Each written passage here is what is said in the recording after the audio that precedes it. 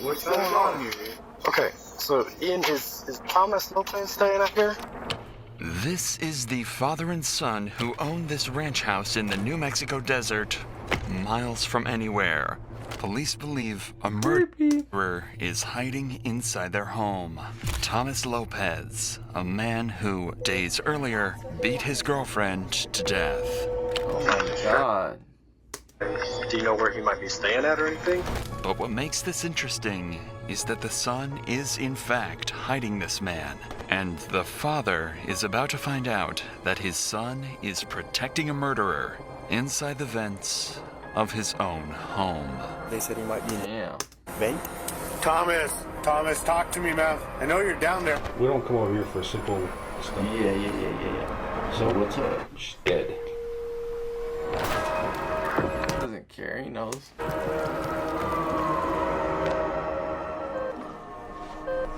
On the 24th of February, police were called to a hospital in New Mexico to investigate something horrifying. 26-year-old Sabrina Calderon had just been brought in, unconscious, covered in bruises, barely clinging onto life. So her name is Sabrina Calderon. Is in such dehydration that her kidneys are failing. She is too sick for even us to take her. And who brought her in? I believe they said they thought it was her dad. What is that, would you say? Is that something from being hit? Probably so. She's 26 years old. She should not be in this condition. Right. Damn. Sabrina is in such critical condition that the nurses are almost certain she won't survive. But what made the hospital so suspicious is that Sabrina's injuries were that of someone who had been viciously beaten, and the man who dropped her off left almost as quickly as he possibly could. The hospital called in police, but with no leads, the cops decided to use her emergency contact info and call up her dad to see if he could shed any light on what just happened. Can you hear me now, Mr. Calderon? Yes. Could you tell me what happened real quick? Why she has these injuries? Yes, Thomas Lopez, he got it from here, I guess at knife point. He took her over there, and... Where's over there? It's a ranch house. He had her locked up in the room, and he was just beating her. The hell? He was beating her every day. That was... And he didn't do almost disturbingly simple. Apparently, a man had taken her at knife point from her dad's home and was beating her every day at a house out on a ranch somewhere in New Mexico. The cops find it extremely strange that he never contacted police, so there was some amount of suspicion to cast on him. Regardless, they ask him for some details about the guy that he claims did this to her, knowing that if this lead hits a dead end, they know who to suspect next. Where does he live at? He was just going from place to place. How did you get her? He ended up taking her to the hospital, and I thank God for that, and dropped off and took off. Do you know what he looks like? I sure don't. I sure don't. Say his name one more time. Thomas Lopez. Thomas Lopez. Okay. Police now have a name. Thomas Lopez. The victim's father claims that Lopez was the one who both attacked and dropped Sabrina off at the hospital, which would explain why he was in such a big rush to leave. Where do you think he resides mostly? In Carlsbad or in Portales?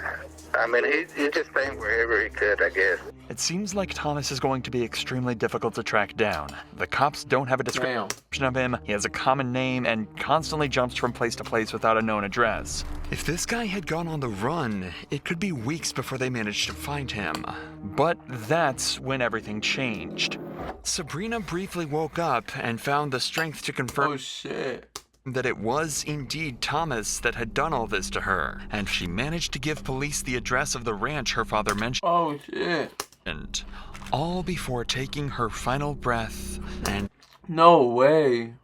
dying moments later. Sabrina taking her final breath and dying moments later. That's crazy. Moments later, she died after saying that last thing. Sabrina had just solved her own murder. Damn, RP and W to her. Immediately, the cops head to the address heavily armed, knowing that they might come face to face with an aggressive killer. However, there is one problem. Police haven't had time to get a search warrant, meaning that they have no right to enter the home without permission.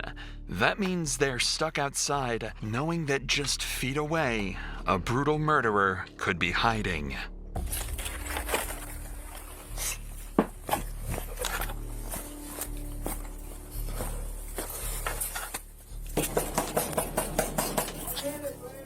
Ian, is that you? Ian, come to the front door for me. Hold on a second. Who is it? It's the sheriff's office. Let me see your hands. Come outside. Let me see your hands. Let me see your hands. Is the dog okay? Hey, Rice, I got contact. I don't have nothing. Okay, sit tight right here, man. Okay, yes, sir. Sorry. This is Ian, part owner of this ranch and good friend of Thomas Lopez. Sabrina had told cops about him and said that he could be vital to tracking Thomas down. At this point, the cops have no idea how much Ian knows, but they do know that his house is supposedly where Sabrina was attacked. For all they know, he could have been involved as well, so they have to be extremely cautious when dealing with him and clearing out the house. Who's all here, man? My father, my friend, Bugsy. What's Bugsy's real name? I don't know. Come on outside. Keep your hands where I can see him. Hey, what's going on here? Thomas Lopez staying out here? Or has he been out here? Been out here a few times. Yeah. Is there anybody else inside? You said Bugsy. If I could go with you at the door, can you call her outside? Yeah. Okay. Can we go get her? Yeah, well, just call her from the door, please. Bugsy is another one of Ian's friends that happened to be staying at the property around this time. She couldn't have anything to do with the crime, but cops are still pleased to hear that there might be another witness, and someone that could help them track their suspect down. So what we're doing is we're asking everybody to come out of the house. We're fixing to do a search warrant on the house. Supposedly there was an incident a couple of nights ago where somebody got beat up out here. And so now we're securing the house to do a search warrant for evidence. Okay. See how Perry keeps looking over to Ian?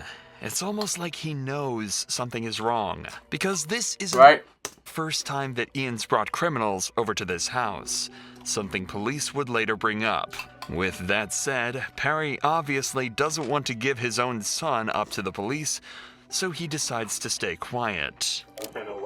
We're good. We're out here with Ian Whalen and his dad, and so there's nobody else in the trailer. So. What did you do? Both are just chilling out here for right now. We're working for Temple. Notice how Ian doesn't say a word. That's because he, just hours earlier, helped Thomas crawl into the vents inside his house to hide him from the cops. However, his father has absolutely no idea. Yeah, we're good. We're good for the next few minutes out here. That'll work. Thank you. Well, we don't have it right now. We're getting it. Like I said, we just came here. Okay, well then we don't have to do anything you say. We're securing the house. You don't actually have a warrant. No, I do not have a warrant. Okay, Ian. Hold on. Come here. I'm exercising my right. Ian, come here so we can talk. Okay. Would you mind if I walked inside with you, just so we can make sure there's nobody else inside? Sure. Okay, I will go with you. Like I said, I'm not looking for anything except for just make sure there's nobody inside. They're still not 100% sure that the house is empty. Ian mentioned someone called Bugsy, but wasn't sure if they were still around or not. So the officer prepares to head inside and clear the scene with Ian. Okay. Bugsy. You mind if I flip on some lights? Yeah, go for it, man. It'd make it easier for both of us. And you don't have anybody staying with you currently? No. I just want to make sure, not somebody waiting behind me, Back here, man, so Okay. Do you mind if I walk, make sure there's nobody on the side? Go ahead, man. Okay. Appreciate it, man. Where's Bugsy? Yeah, absolutely, bro. Okay. Thank you. Do you mind if I walk in here? Go ahead. Like I said, I'm not worried. Go ahead, dude. I'm not looking for anything. Just make sure nobody's in here. Sure. Yeah, it happens, man. Do you mind if I take a look inside? Absolutely. Appreciate it. Not to. The hell's in there? Thank you. Microscopy is filming. Right on. Do you have just friends stay from time to time, or you have? Yeah, once in a while, you know.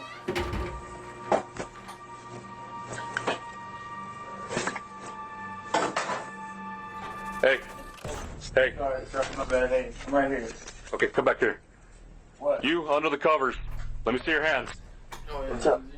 There's somebody under the blanket there. You under the covers. Let me see your hands. Let me see your hands. It's not a guy.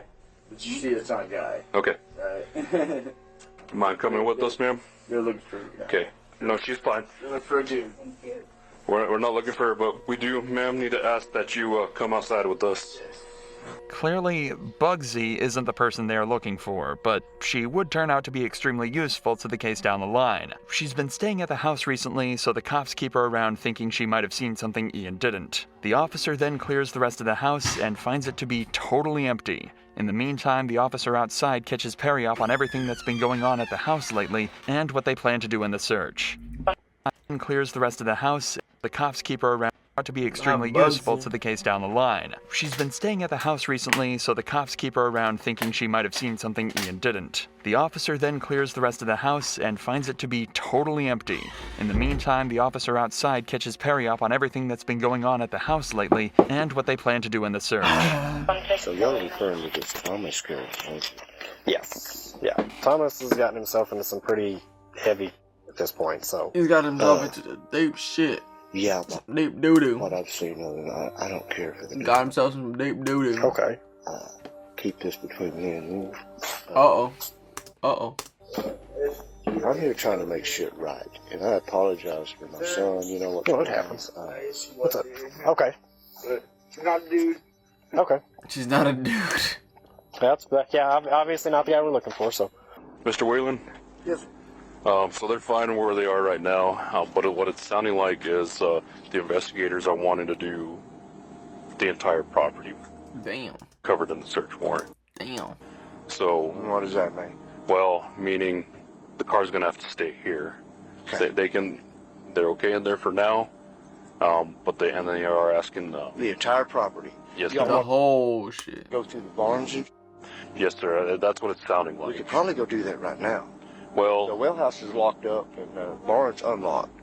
Okay. But I could take y'all on a tour if you want me to. Yeah, we're gonna wait for them to get the paperwork done, just so that I don't think. I'll be honest with you. I don't think Thomas is hiding in the shop or something like that. But on the off chance that he is, I don't want him to have the ability to talk to a lawyer and say, "Well, they illegally searched the barn." Even if we have permission at this point, we're just gonna kind of stand by and do it by the books of the paperwork. Okay. Smart. The thing is, Officer Rice was wrong thinking that Thomas wasn't hiding on the property. Had he gone looking for him on his own, bruh, things could have ended much, much worse for him. However, the day is coming to an end, and it's time for the officers to go over everything they've figured out so far. However, they can't risk Ian or Perry overhearing any of this. See if you can figure out why that might be, and we'll reveal it after this clip. She's been living here? Probably. You asked. The reason why is because if they know where he's at, it would have gave off to the other dude. To Thomas. I haven't asked her expressly. I would ask her. Because if she has been living here, she might have witnessed this. Sorry, I don't mean to be on edge, but you know, yeah, especially after, yeah. But, I guess the way to look at it, she died from that whole situation. Like those beatings. That's crazy. I'm guessing there was some internal injuries. Okay. So it wasn't like he tracked her down. It's the way it seemed. Okay. The officers are clearly trying as hard as they can to conceal the exact details of the case from Ian and Perry. That's because detectives plan to interview them later, so the less information that gets put into their heads, the better. This is usually for two main reasons. If they're guilty of something, this stops them from changing their answers to hide evidence based on what they know. Damn it, I was wrong. Or if they're just a witness, it stops them from giving answers based on what they heard. Not take the car. Okay. What? So the thing is with it is you guys physically yourselves are not being detained. Okay. Any other than I guess today, any other issues going on? No. Nothing? Okay. That's good. I get. Look at his face. Fortunately, no. Yeah. Got a nice place out here. You gotta be more selective about who comes out. Dude, honestly, when I lived out in the county, if I had friends over and they brought somebody I didn't know, I would straight up tell them back, guys, I'm cool with all y'all. So, but him, I don't know him. And if I don't know him, he doesn't need to be here. If you haven't noticed, the longer this goes on for, the more uncomfortable Ian seems to get. And as that continues, the cops start to get more suspicious too. After having multiple criminals caught and arrested on his property, you'd think he'd start to be more careful about who comes over. That's what makes the cops suspicious here. If he's been hanging around so many criminals, he might feel obligated to cover up for them. That's the main thing on the officer's mind when he decides to bring Ian to the interview room, but they actually decide to wait before questioning him. They have a fairly large number of witnesses for the case, so they want to get as much information from the others first before talking to the riskiest of the group.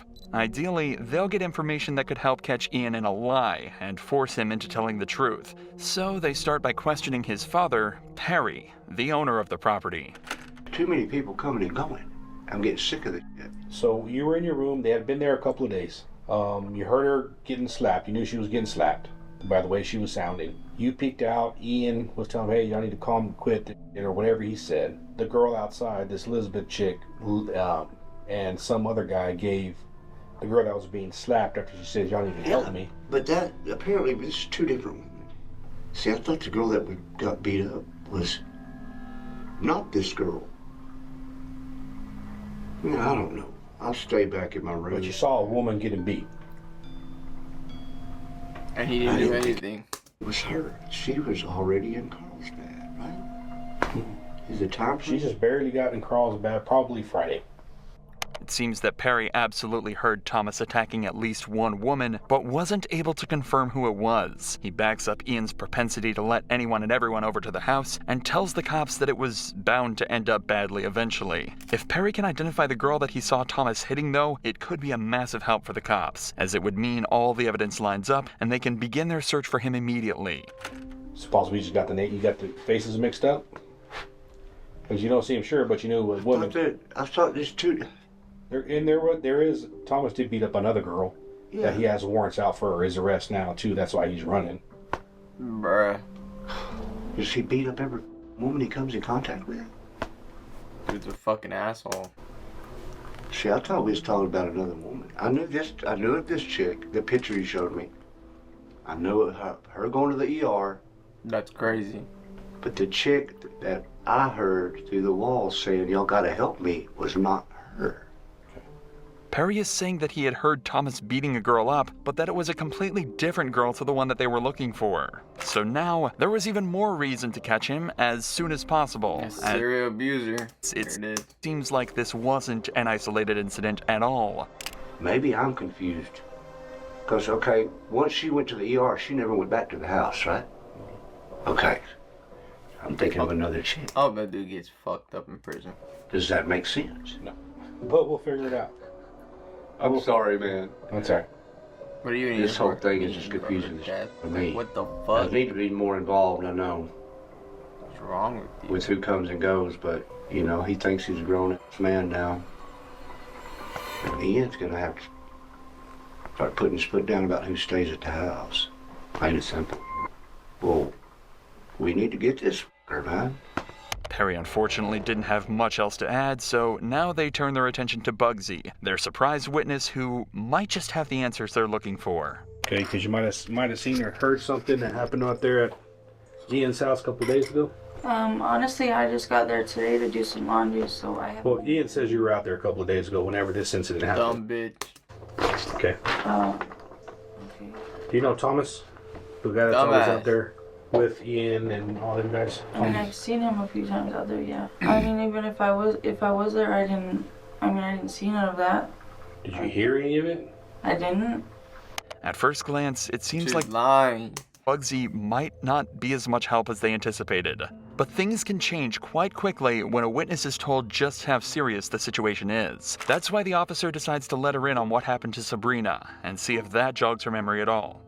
The reason we're here is because there's a girl that was with Thomas. Today, she started having complications from what Thomas and Sabrina had an altercation over. Okay. She is now deceased.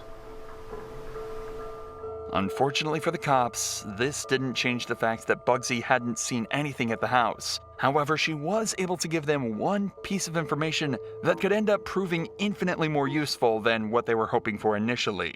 She gave them the address of another house Thomas was known to stay at. Inside that house is actually another one of Thomas's victims, and the police are about to discover that he's actually What the fuck? Domestic abuser. This is crucial to build a strong case against Thomas. Good, and yourself? Pretty good. Alright? Yeah, we're looking for Thomas. He's not here. My friend Monique, that's her boyfriend. Okay. She asked me to stay here because she's... Is Monique not here either? She went to Clovis. Okay. And I'm just watching. Do you know where Thomas is? He's not supposed to be We just here. really need to talk to him. He's not supposed to be here. We changed the locks for her. Changed the locks for her. She's really scared of him, so... Oh, yeah?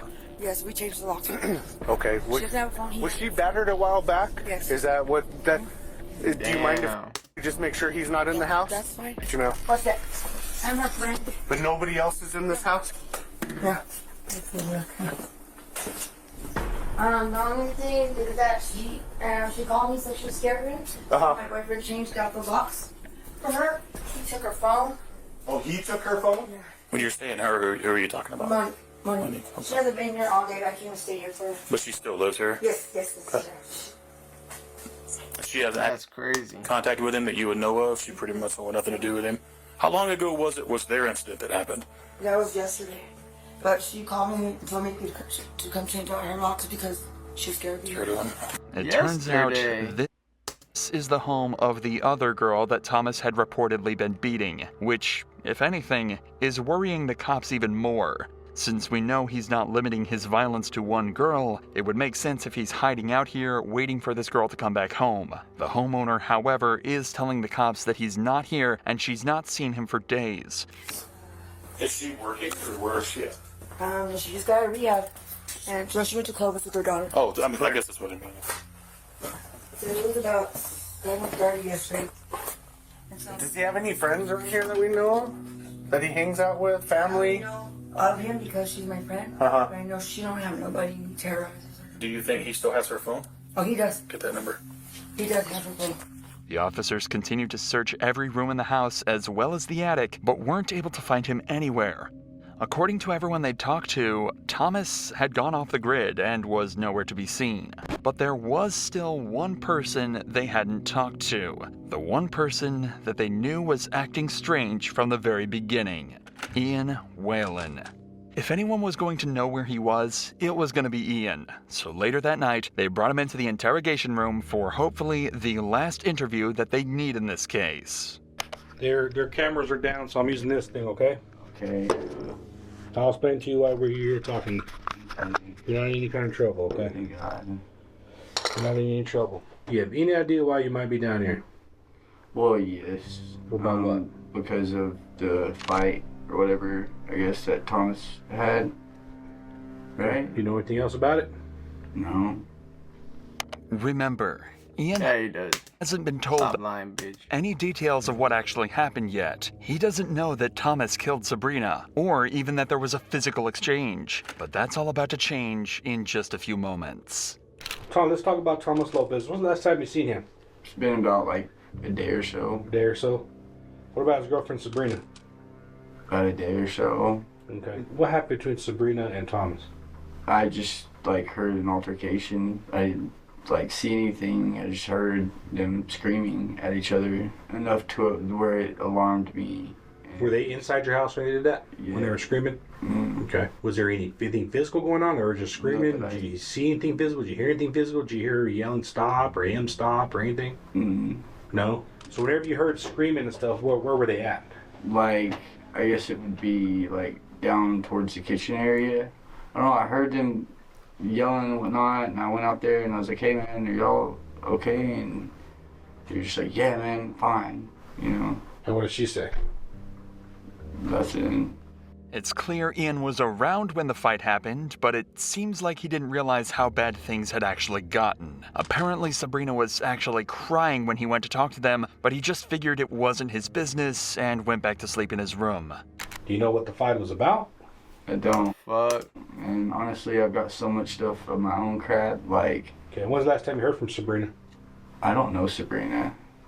Like, I'm not making this up. Like, But she was, that's Thomas's girlfriend or whoever. I don't even know that. Like, I just know that there was an altercation between. I don't even know if this Sabrina is, if this is who, like... Messed up teeth? I'm assuming that's who it was.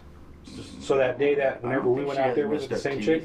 As the officer mentioned earlier, Ian has a habit of letting people that he barely knows stay at his house. But it turns out this is a recipe for disaster.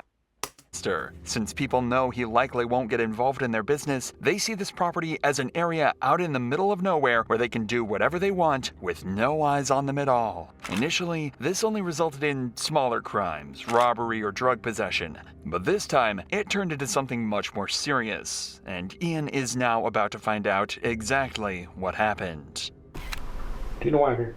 No. Remember I told you last time we don't come over here for simple stuff. Yeah. Okay. I remember you told me that. So what's up? She's dead. You're f***ing me. What He happened? doesn't care. Do you know? Well, from what she told us before she died was that she was getting her ass beat by Thomas over at your house in the barn with the golf club. Died? And so whenever you heard him arguing, when he just said he was getting pretty rough with her, what did you see him do? Like just slapping her. Slapping her?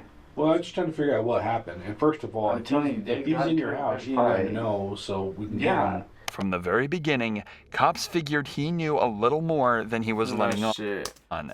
Now he knows exactly what happened, how serious it was, and what the consequences will be if he doesn't give up everything he knows. Not only will he be implicated in the crime, but if Thomas is on the property and he ends up harming an officer, that will be his fault. The question is that enough for him to turn in his friend? When's the last time you seen Thomas? When even? Okay. Is he at your house? I don't know. Where does he hide in your house whenever the cops are trying to get him? Where would he go hide inside? We're over there. Okay, the house is secure. We're going to search warrant for it. Where would he be hiding? If he's in your house, where would he be at? You don't want that problem at your house. No. Like, I didn't know. Have you seen Thomas? Dead. Have you seen Thomas today? Tell me the truth, man. Yeah, I mean... Where was he at when you seen him? In the house. Okay. Was he there when the cops got there just a while ago? Yep. Ian. Can we take the... give us a... Can we take that? This is Ian's ultimatum. Ian had been put in a scary position. He knew what the right thing to do was, but he was also terrified of this footage getting out. Amongst the people he hung around, he didn't want to be seen as someone untrustworthy, so he asked for the camera to be turned off and told the detectives the truth. Ian admitted that Thomas was at his house. In fact, he was hiding in the vents. Apparently, that's where he was the whole time. Now the cops knew exactly where he was, How the hell did he fit in there? Getting to him would be no easy task. To arrest him, they'd have to try everything they could to make contact with him, or else get into the cramped vents with a known killer. Right. I mean, he knows we're here. Yeah, I assume he knows we're gonna come back. I guess. I don't know. In the interview, they said he might be in the vent. Yeah, that's what they're claiming. That's what Ian is claiming, is that he might be. So if he's in a vent, the only one large enough for an adult that I know of is when you go in, there's a hallway that goes all the way to the back of the house. There'll be a blanket in the hallway right now that's covering it. As we go in, still clear all the little areas that we go past. I don't want to get fixated. They're like, son of a bitch. Behind us. Yeah, if you hit that vent, the only downside is you'll have 2 rooms to clear in the hallway before the vent. So the last door is literally next to the vent. We'll figure it out if anybody sees something weird. Several cops made it to the scene a few minutes earlier and have managed to locate the vents they think he's hiding inside of. Just throw a smoke bomb in there, fuck it. This is the Roosevelt County Sheriff's Office. Come outside. Throw a flashbang in there, fuck it. He's not answering. You try. He might answer. Let him know if he doesn't respond. Just let him out. Yeah, no, I don't. Look around. Throw a stink bomb in there, fuck it. Roosevelt County Sheriff's Office, Deputy Bachman. Make bro throw up. Come on out, man, with your hands up. Know you're down there. So is that the vent he went in, or this? It's got a huge culvert. I saw it. It goes down. There's no access back there. Ian had the screen. He puts the vent back on, so he knew he was down there. The officers are right. The vent cover couldn't have been put in place from the inside, so Ian had to have helped him hide. But they'll figure out what to do about that later. For now, they need to figure out a way to get Thomas out of the vents. To start with, locate his exact position, and they came up with a creative solution to do this. He was right there. How far, approximately? He's all the way at the corner down there, and then other vents there. Just trying to see if there's a mirror. I got a good point. Just needs duct tape and a mirror. There's probably duct tape in the garage. You take a phone and a flashlight together and stick down in there just so we get some really good light and light them up and just confirm. It sounds far-fetched, but after pointing a phone and a torch deep into the vents, they were able to confirm precisely where Thomas was.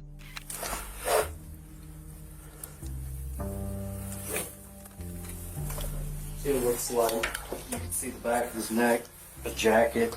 The problem was, he still wasn't responding, and they certainly didn't want to get in the vents with him. So while another group of officers checked the outside to ensure he couldn't escape, the cops tried desperately to reach out to him. But quickly, they started to get concerned about something else entirely.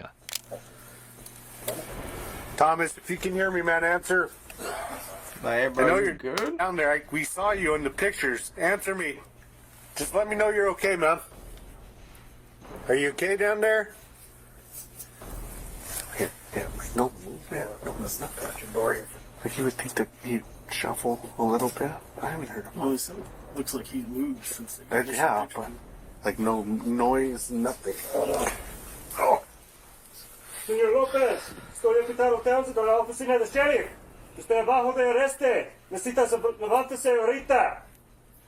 Thomas had been down there for hours now, possibly even days. The cops know he's there, but they haven't seen his face or any movement whatsoever. They're fearing the worst, but they still can't risk going down there with him. That's when one of the officers gets a genius idea. You're going to want to push him back this way because he's going to have to come out this way. Yeah. So if you introduce gas, you want to introduce it on that. There you go. Okay. If you have a fogger or you have pepper spray, yeah, I would introduce it down there. You want to do the same thing with a video? It may make him uncomfortable enough that he'll come out. Told you. That's going to make you cough. Cough and throw up. So now it looks like he's facing us. Ben said that. Hey, his head's up here for sure. Because he went in feet first. Yeah, because you don't want him to crawl, so I would introduce it over there too. Push him this way. Yeah. Introduce it on that side. They're planning to shoot pepper spray into both ends of the vents, forcing him out. If he was to stay inside, he'd end up choking and writhing in the pain the gas caused. But it turns out, this plan was so smart and terrifying to Thomas that they wouldn't even have to put this into action. Bruh. Hey, come on out, man. Dude, come on out. What did I do? Come out. We'll talk. I'm a little scared, dude. No, there's nothing to be scared about. Come on. Get the fuck up. Get the fuck out.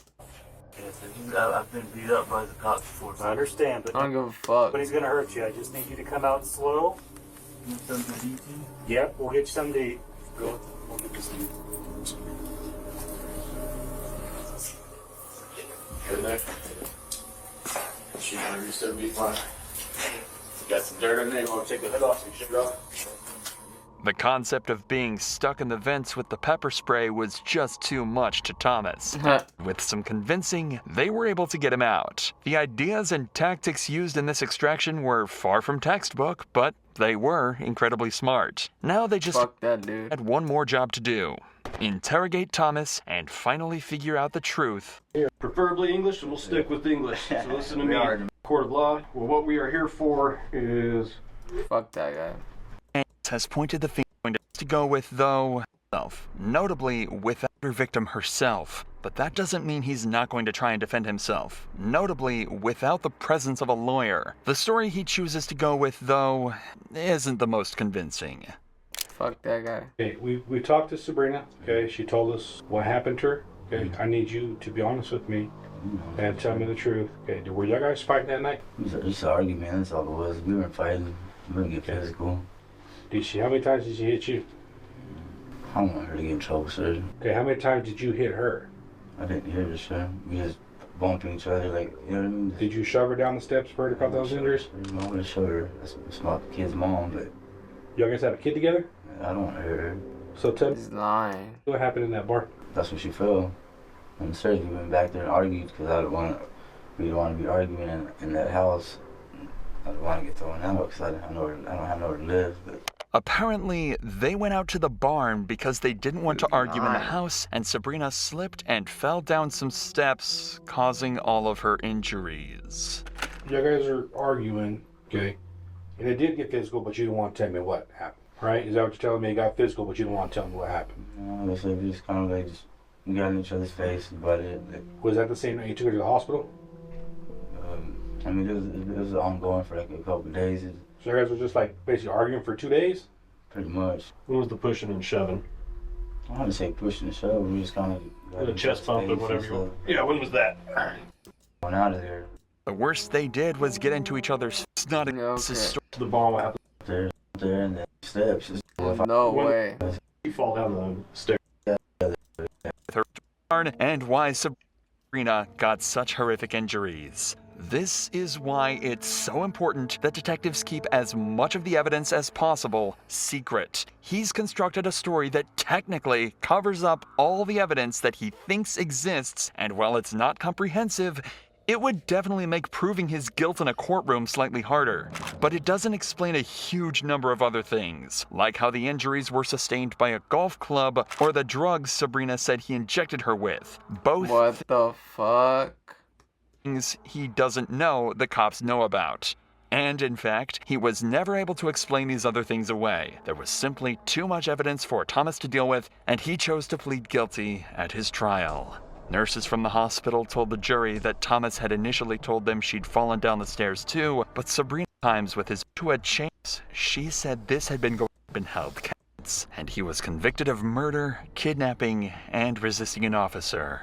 He was sentenced to 18 years. That's it? Kidnapping and much Thomas could do against this defense. And he was convicted of murder, kidnapping, and resisting an officer. He was sentenced to 18 years behind bars. If you're interested in watching our That's it. That's crazy. That's all we got.